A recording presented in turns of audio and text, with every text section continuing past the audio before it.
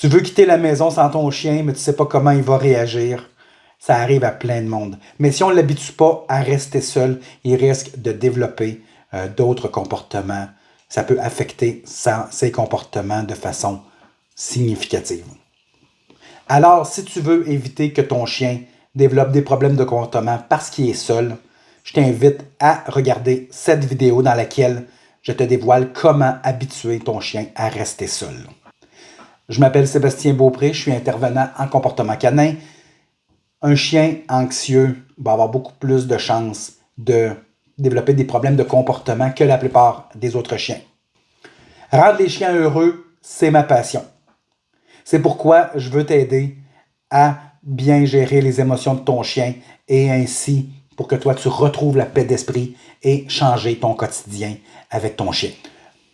Premièrement, il faut que tu saches que ton chien n'apprend pas au même rythme que tous les autres. Tous les chiens sont différents.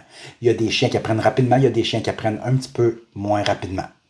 Il faut aussi que tu saches que ton chien, il pense que quand tu t'en vas sans lui, tu t'en vas pour toujours. Donc, tu es son centre de l'univers. Il va vouloir que tu sois toujours avec lui. Et quand tu t'en vas, c'est comme si tu l'abandonnais. Et c'est cette peur d'être abandonné qui crée l'anxiété de séparation. Aussi, ton chien a besoin d'une job. Donc, il faut qu'il soit occupé lorsque tu n'es pas là. C'est très important puisque s'il se sent occupé, il va avoir moins tendance à ressentir sa peur d'être abandonné, la peur que tu reviennes jamais. Il faut créer une routine. En créant une routine, ça va sécuriser ton chien. Donc, il faut qu'il sache que tu vas quitter en faisant une routine de départ et une routine d'arrivée. Comment? C'est tout simplement, si tu prends tes clés et ensuite tu le mets dans sa cage ou dans la pièce ou à l'endroit où tu t'en vas, il va associer le fait que tu t'en vas à prendre les clés, par exemple. C'est la première étape. La deuxième étape, c'est de lui montrer, c'est de lui faire une association que c'est le fun quand tu t'en vas.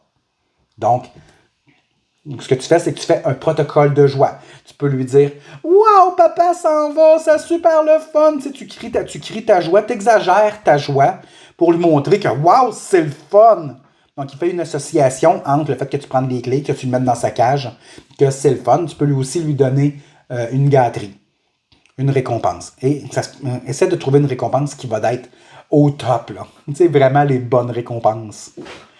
Ensuite, tu quittes.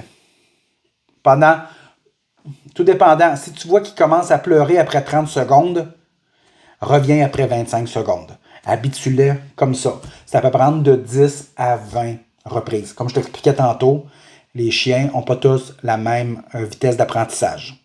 Donc, ça se peut que ça prenne plus que 10 à 20 répétitions. Ça se peut que ça en prenne moins. Mais ensuite, tu augmentes ton temps de départ.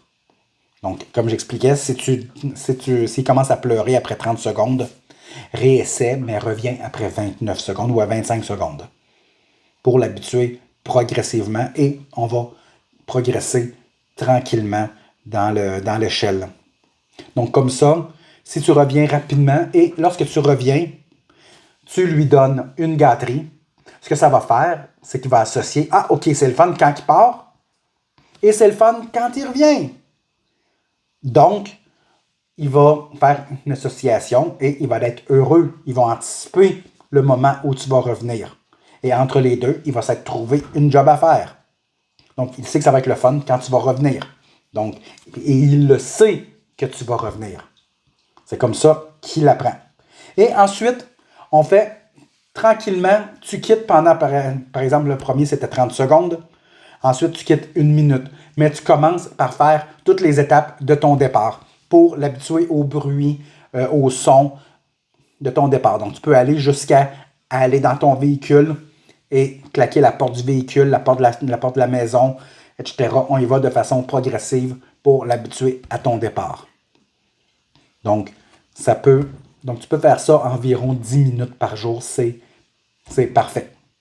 Donc, pratique même si tu es à la maison. C'est très important. Tu peux pratiquer, même si tu t'en vas pas pour vrai, même si tu vas rester tu le pratiques. C'est l'essentiel. Comme ça, tu vas l'habituer. Donc, tu vas éviter qu'il développe de la peur ou de l'anxiété. L'anxiété, en gros, c'est la peur d'avoir peur. Donc, s'il a peur que tu ne reviennes jamais, quand tu vas commencer à quitter, mettons que tu vas prendre tes clés et qu'il n'a pas été habitué à rester seul, il va anticiper cette peur-là. Donc, cette peur-là que tu t'en ailles va être anticipée. Donc, ça crée de l'anxiété. C'est ce qu'on appelle de l'anxiété de séparation. Donc, on essaie d'éviter ça le plus possible. Donc, en résumé, on fait un protocole de départ et un protocole de retour pour l'habituer et on progresse tranquillement. Donc, on essaie 10 à 20 fois à chacune des étapes.